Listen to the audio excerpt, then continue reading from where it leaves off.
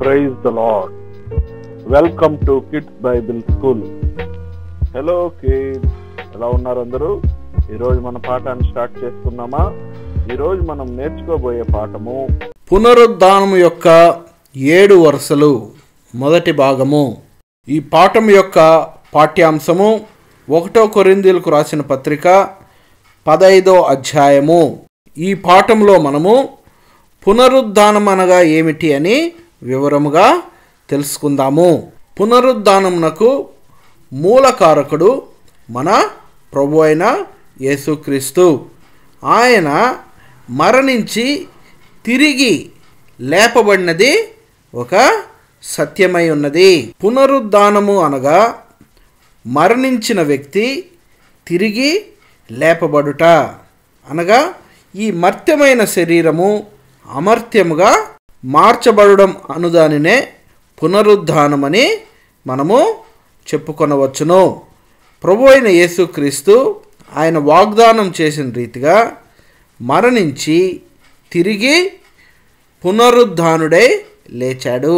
ఒక నిజమైన క్రైస్తవునికి పునరుద్ధానమును గురించి తెలుసుకొనుట చాలా ఆవశ్యకము, అనగా చాలా అవసరమై ఉన్నది. ఎందుకనగా పునరుద్ధానము ద్వారానే ప్రభు అయిన యేసుక్రీస్తు మనకు ఒక నిరీక్షణను కలుగజేసి ఉన్నాడు. ఎందుకనగా ప్రభు అయిన యేసుక్రీస్తు చనిపోయి 3వ దినమున లేపబడుట అనేది ఎంత సత్యమో, అలాగే ఆయన పరలోకమునకు వెళ్ళి మన కొరకు నిత్య నివాస స్థలములు సిద్ధపరిచి ఉన్నాడనియు, అలాగే ఆ నివాస స్థలములను మనకు స్వాస్యముగా అనుగ్రహించబోచున్నాడనేది మన యొక్క అనగా ఒక నిజమైన క్రైస్తవునికి నిరీక్షణై ఉన్నది. 1 పేతురుకు రాసిన పత్రిక 1వ అధ్యాయము 3-4 వాక్యములు మనము చదువుకున్నట్లయితే, ప్రభు అయిన యేసుక్రీస్తు మరణించి తిరిగి లేపబడుట వలన ఒక నిజమైన క్రైస్తవునికి మహిమగల పునరుద్ధానమును గురించి, పరలోకమందు దేవుడు మన కొరకు సిద్ధపరిచిన నిత్య నివాస స్థలముల గురించి నిరీక్షణ కలిగి జీవించాలని మనకు తేటగా అర్థమవుతున్నది. మన ప్రభు అయిన యేసుక్రీస్తు మరణించి తిరిగి లేపబడని ఎడల, అంటే ఆయన వాగ్దానం చేసిన విధముగా మరణం పొందిన తర్వాత తిరిగి లేవని ఎడల మనం ఆయన యందు ఉంచినటువంటి విశ్వాసము వ్యర్థమై ఉంటుందని 1 కొరింథీయులకు రాసిన పత్రిక 15వ అధ్యాయము 17వ వాక్యంలో వ్రాయబడి ఉన్నది. అనగా ఒకవేళ క్రీస్తు వాగ్దానం చేసి తిరిగి ఆయన మరణం నుంచి విజయుడై లేపబడిన ఎడల మనం ఆయన యందు ఉంచినటువంటి విశ్వాసము వ్యర్థమైపోతుంది కనుక ఆయన వాగ్దానం చేసిన దాంట్లో స్థిరముగా ఉండి మరణమును జయించి విజయుడై 3వ దినమున లేచి ఉన్నాడు. దీనినే పునరుద్ధానమని మనమందరము విశ్వసిస్తున్నాము. ఈ విజయమును కానీ ఈ నిరీక్షణను కానీ మనము విశ్వసించని ఎడల, మనము నమ్మని ఎడల మనుషులందరికంటే మనము దౌర్భాగ్యులమై ఉంటాము. అదే విషయాన్ని వేద గ్రంథము కూడా 1 కొరింథీయులకు రాసిన పత్రిక 15వ అధ్యాయము 19వ వాక్యంలో తేటగా సూచించున్నది. 2 తిమోతిలకు రాసిన పత్రిక 1వ అధ్యాయము 9-10 వాక్యములు మనము చదువుకున్నట్లయితే, యేసు మరణించి తిరిగి లేచుట వలన ఆ మరణము నిరర్ధకం చేసి జీవమును అక్షయతను సువార్త వలన వెలుగులోనికి తీసుకొని వచ్చనని వివరముగా వ్రాయబడినది.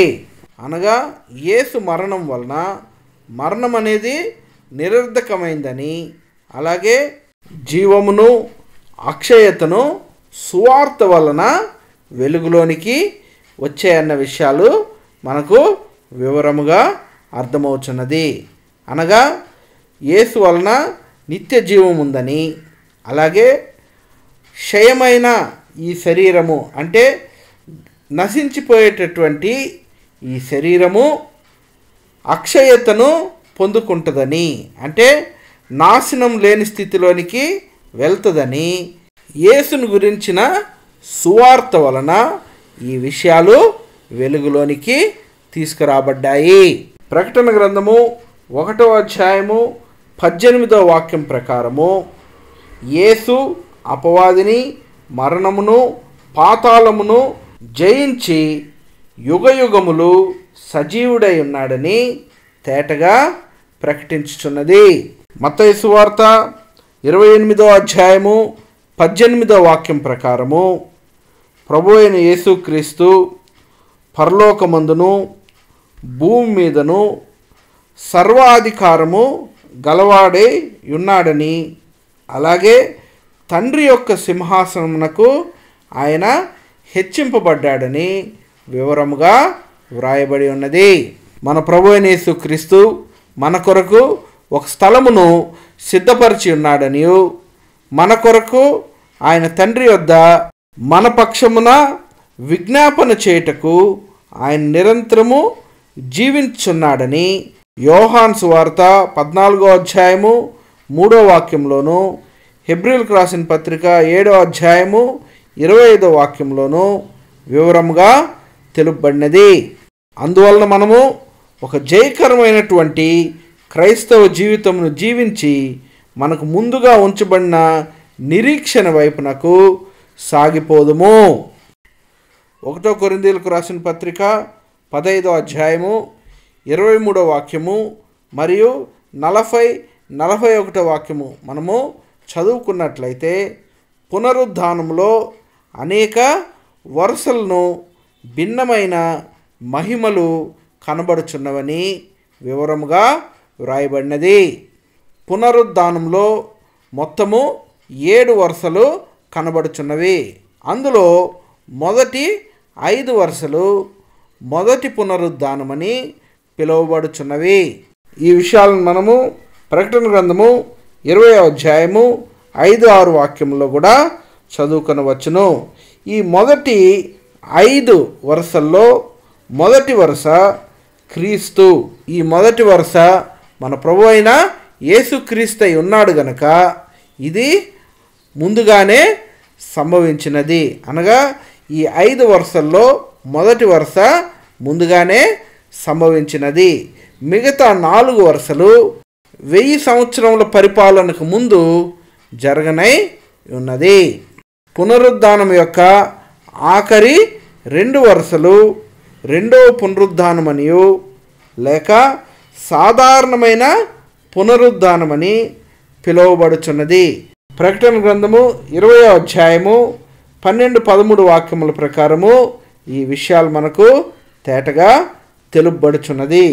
ఈ పునరుద్ధానం యొక్క ఆఖరి 2 వరుసలు 1000 సంవత్సరముల పరిపాలన తర్వాత సంభవించును. ఈ పునరుద్ధానంలో మనం పాలిభాగస్థులమై ఉండాలని, అదే మన గురి అయి ఉన్నదని ఈ పాఠం ద్వారా మీకు నీతి బోధ చేయుచున్నాను. అలాగే ఆ పునరుద్ధానంలోని మొదటి 5 వరుసలు తరువాయి భాగంలో వివరముగా తెలుసుకుందాము. Praise the lord.